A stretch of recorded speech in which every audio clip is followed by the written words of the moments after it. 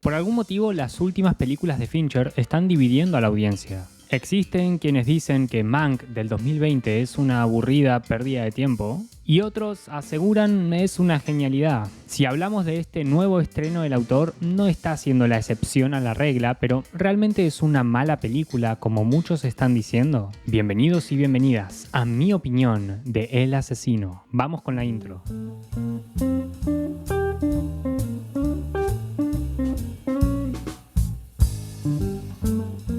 El asesino más metódico sufre una crisis debido a que las cosas no salieron como lo esperaba en su último trabajo, pero decide intentar arreglar las personales consecuencias de su error y demostrarse que él puede ser su mejor versión profesional.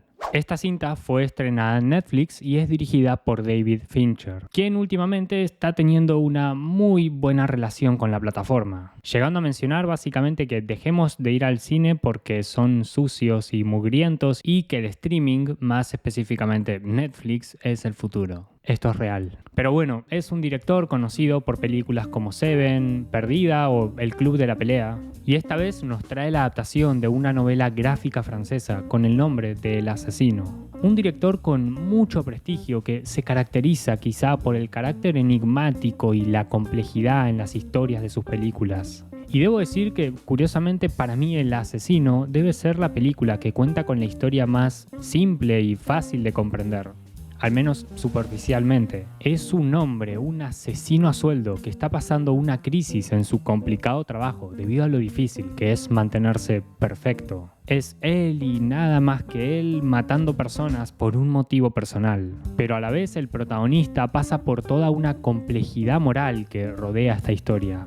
Vemos todo el recorrido desde su perspectiva y somos partícipes constantes de lo que ocurre en su mente. De manera literal, con una voz en off por sobre las escenas. Considero que es un muy buen protagonista y de hecho es el único en esta historia. Además, tenemos la gran interpretación de Michael Fassbender, con expresiones frías, pero que dejan ver también esa humanidad, ese dolor y la imperfección que es justamente parte del personaje. Él mismo presenta una dicotomía constante en sus pensamientos, que él no es una máquina por más que lo intente. Me pareció muy interesante esta dualidad y creo que hace a un protagonista, no diría con carácter por las características de su perfil, pero sí uno con mucha identidad. Y hablando de identidad, la dirección es una maestría.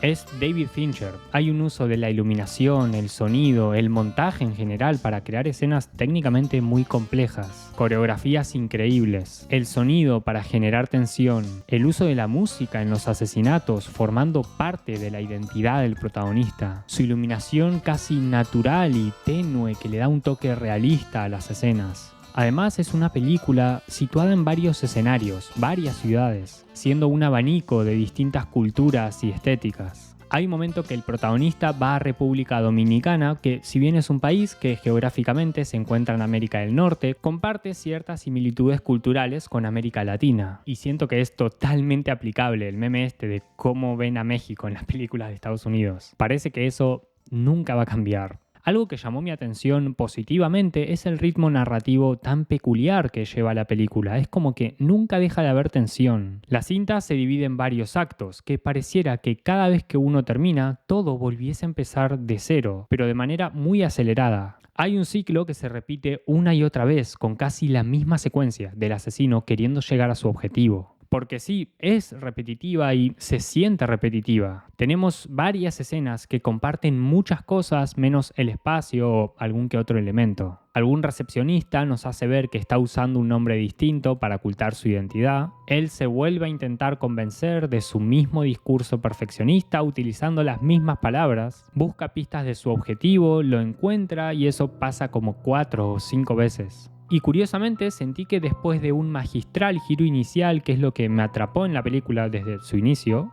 casi que su ritmo no volvió a alterarse de esa manera. Diría que es como una acción constante, como una larga escena de persecución. Pero lo más interesante es que pareciera que al final no llega a ningún lado. Y puedo entender por qué la gente en general está usando esa característica como motivo para comentar que no les gustó la película, que se siente aburrida, repetitiva o irrelevante, hasta preguntándose dónde quedó David Fincher. De hecho, yo mismo en mi experiencia viéndola hubo momentos que sentí un poco de estas cosas, pero una vez finalicé de verla, debo decir que me terminó gustando mucho. Encontré algo cautivante en que casi no hay picos climáticos, no hay un tiro de gracia propio de un asesino. Un momento que tanto nosotros esperamos ver después de adentrarnos en su historia, así como el propio protagonista llevar a cabo gloriosamente su objetivo. Estructura que normalmente vemos en cualquier historia, un clímax, una conclusión visible. Y esa particularidad en el asesino es justamente lo que me gusta. Creo que hay toda una metáfora en este concepto. Quizá me estoy yendo demasiado, pero es que lo veo bastante claro. Por un lado está este duelo constante del protagonista en su mente y sus comportamientos. Se encuentra luchando contra su propia naturaleza. Él es un exigente profesional, pero también es un humano que falla en los momentos menos oportunos. Lo vemos intentar corregir las consecuencias de su propio error, porque además es algo que lo golpea moralmente, cosa que para un frío asesino es una debilidad, así como la empatía, la nostalgia, el miedo.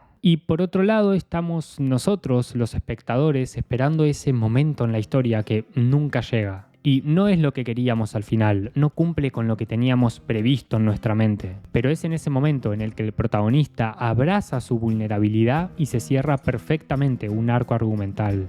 El enemigo de nuestro personaje se siente intocable, pero el asesino le enseña que fue fácil llegar hasta él y que tiene en sus manos la decisión de acabar con su vida. Pero no lo hace, en vez de eso le impregna miedo, mostrándole qué tan vulnerable puede llegar a ser.